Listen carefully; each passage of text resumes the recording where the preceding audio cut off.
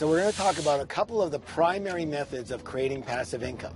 There's two methods. Number one is investment income, and number two is passive business income. Those are the two fundamental ways. Let's talk about and give you some examples of passive income that comes from investments. So you know that some people buy real estate, and some people buy real estate for its appreciation. And so you buy it at, $500,000. It goes to $1 million. You're now $500,000 richer. Yes, that's passive income. No, it is not passive income. That's called appreciation. They are very different. You can do that, and why not? It's not passive income. Another thing that people do with real estate, for example, is they buy at one price and sell at another. So they flip it. So they fix it up or not. And they buy something at $200,000. They put $50,000 into it. They sell it for $300,000. They made $50,000.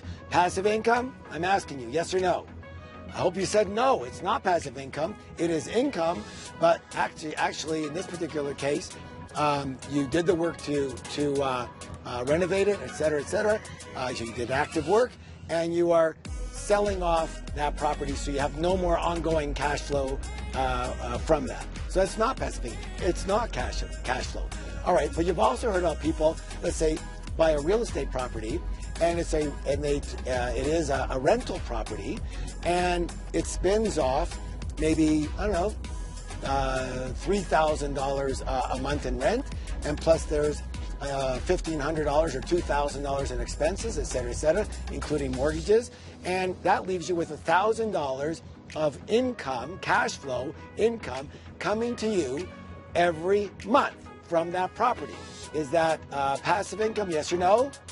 Yes, that is passive income, because here I am in my boat right now, and I can tell you that right this minute, like today, just from real estate situations that I'm involved in that are based in cash flow and passive income, I will probably be earning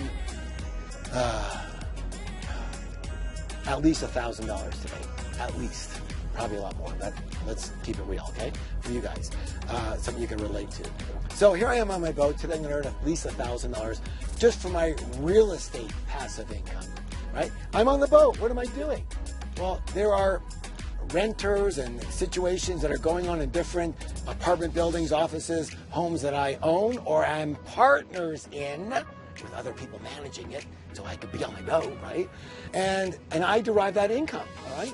So that's real passive income. So I love cash flow that comes from real estate, because one of the things that's fantastic, first, there's good tax breaks in real estate, but also you could be fortunate enough where not only are you getting passive income and cash flow, but it could rise in value.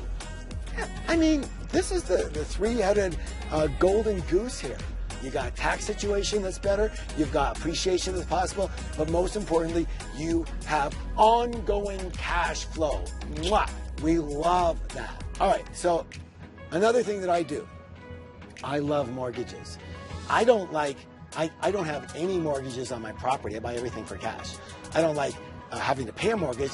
I love when people are paying me the mortgage, right? And I'd love for them to pay you the mortgage. All right, so what does that mean? It means someone needs a mortgage. You think that everybody gets mortgages from the bank? No. Why? Many, many reasons. I'll give you an example. My daughter, Maddie, she's starting a new business. It's a festival.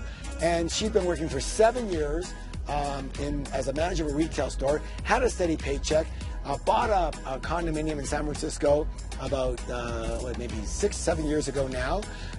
No problem getting a mortgage. Oh, here's your job, and here's your steady income, and here's the taxes taken off. How perfect are you? Yes, no problem. Here's your mortgage. Well, guess what? Now she's left her job. She doesn't have a steady income, but her listen to this. This is crazy, okay? Her a condo that she bought for like less than $500,000 is now worth almost $1 million. Right? Look at the equity she's got in it. She hardly owes any money. She only has a mortgage for a couple $100,000 out of $1 million. They won't give her a mortgage. She cannot get a mortgage. I'll give her a mortgage. Yeah.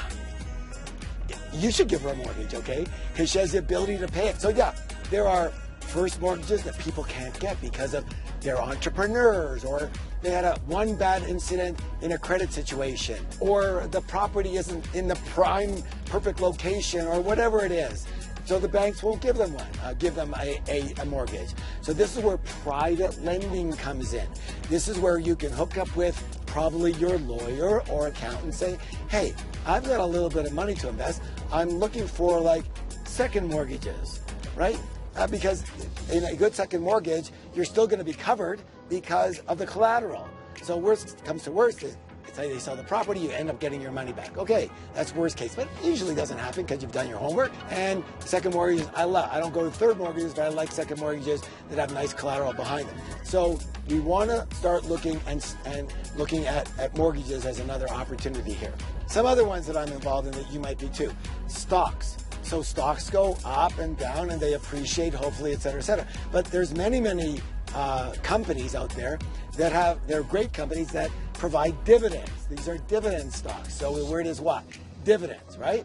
And dividends means that they are paying an income, and they might pay quarterly or semi-annually, and the stock might still go up or down, but some of these companies, I'm involved in a really great company that's been around forever, and I get 7.5% dividend. It's like, how did that happen? Well, I guess I bought it at the right time or whatever. Now they're still doing 5%, but 7.5% on a dividend is pretty good from a company that's been around for like 250 years. So I love that, all right? All right, so dividends are an excellent possibility too. So far we've got real estate cash flow. We've got mortgages, first and second mortgages. We've got dividends, right? And we've got bonds. Now, I've got a lot of bonds for safekeeping. You get a passive income off of that, maybe, 2-3%. It's just safe money. But it all adds up to where, I make literally, well, I said 1,000 from just real estate, and you add all this other stuff in passively, it's well over $1,000 a day, okay? Probably triple that. Okay, so I didn't say that, but that's what it is. Why? Because I set myself up for that, okay? I use my active income to put money into situations that will derive me passive income, either now or in the future. Does that make sense to you? So you can put your money into things that appreciate and go for it. That's great.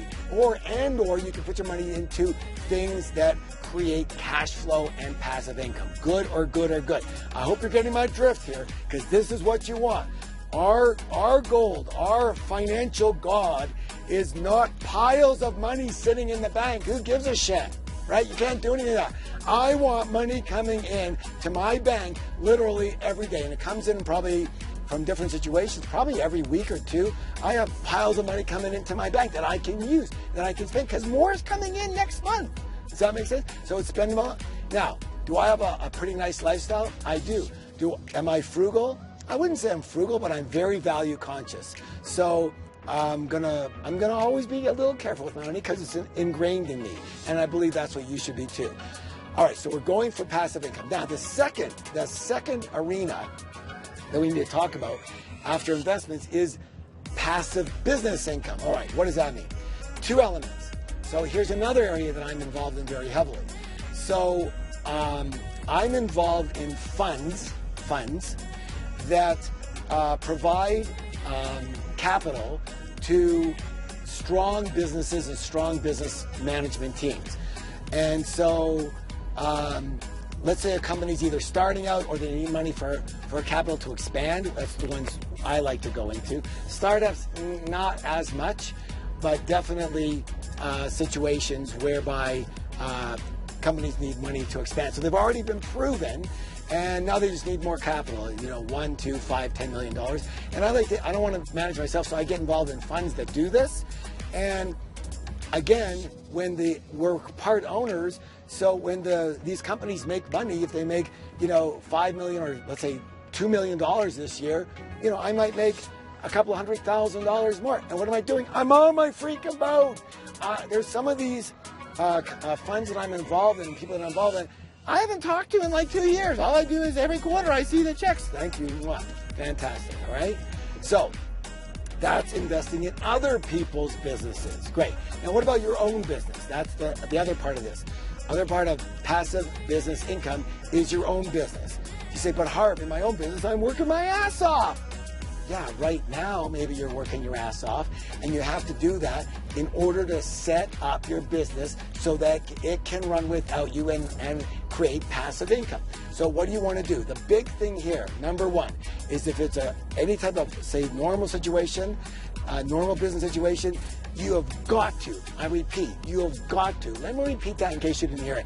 You have got to set your business up in a way that doesn't need you to be there. All right? I have several businesses going right now. Again, I'm on my boat. Look at this gorgeous day. All right? And so how do you do that? You must systemize your business. And we'll get into that in future videos. You've got to systemize your business so that you don't have to be there in order for it to run well and bring you income.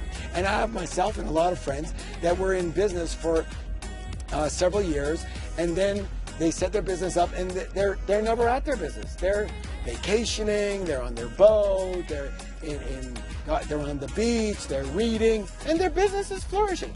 You go, well, yeah, but Harv, don't they ever have to look in? Yeah, you have to look in once in a while if you're not and someone else is managing it. But yeah, you have to look in once in a while. But is that passive? Yeah, it's about as passive as you're going to get. All right, so you want to set your business up in a way, and so what does that mean? It means when you choose what business you're going to get into, you've got to choose a business that will allow you to create passive income. You've got to choose a business that will allow you to leverage yourself and can possibly one day work without you. So doctors, you're in trouble, okay? You got to use your hands. Carpenter, yeah. No, you don't want to be the carpenter. You start off as a carpenter, then you become the contractor. You have a contracting company. You go and you sell jobs, right? Where you have the job and you have 8 contractors working for you, then you eventually set that up where you have a supervisor and a foreman looking after them and a salesman taking care of the business bringing in. And where are you? You're on your boat. You're on the beach. You're on vacation. That's how you set it up. But if you got to do everything yourself, hammering nails, you can never be free. You understand that? So you've got to create a business, set it up from the beginning in such a way where it's going to allow you to create passive income. I'm involved in information and in knowledge. And so here's an example. I wrote a couple of books, but I wrote a New York Times #1 bestseller. You might have heard of it. It's called Secrets of the Millionaire Mind. This book has sold close to 4 million copies worldwide. It's in 46 languages. And so why am I telling you this? Because from a publishing style, I had it published by other people, by HarperCollins at the time. And I make about somewhere between $1 and $2 a copy that's sold, okay? Now, the book was written, listen to this now. I wrote a course, the Millionaire Mind Intensive, which hopefully you've taken. It's a fantastic program. It changes people's money blueprints right on the spot. It's a 3-day course. I wrote that course. After I tested that information for several years, I wrote the book. And the book was a way to help people that couldn't go to the course or to draw them into the course as a promotional tool. But changes people's lives. So here's the cool thing. The book was written, listen closely, it is 2019 right now, 2019, 2020 coming up. I wrote the book in 2005.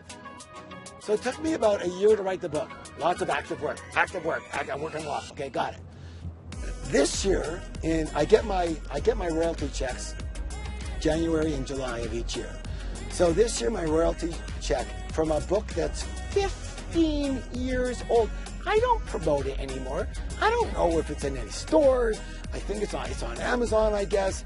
I'm not involved in it whatsoever. So let's see here, close to 15 years later, in January, I got $160,000.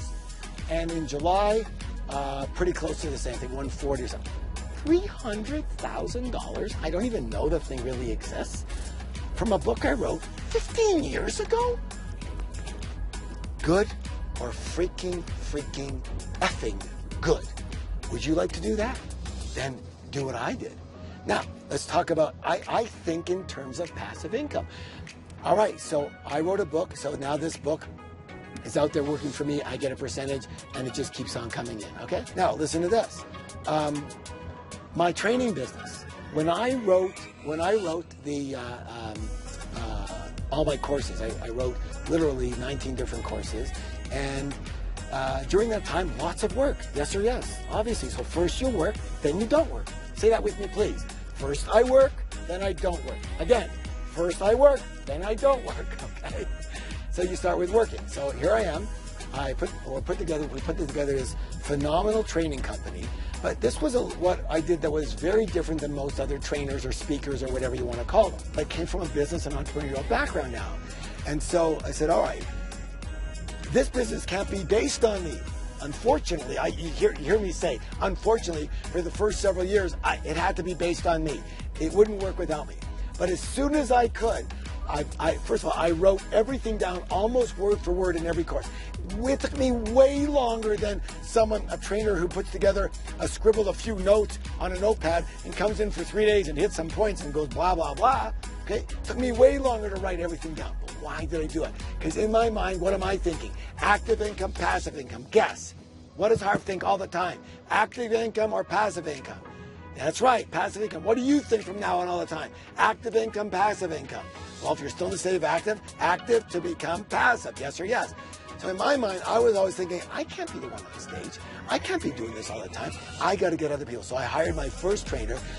I worked with him extensively, got him up to speed, gave him a few little parts of the course. He did pretty well. Pretty soon, I gave him a course on his own. People loved him. It was great. He didn't do the numbers that I did, but so what?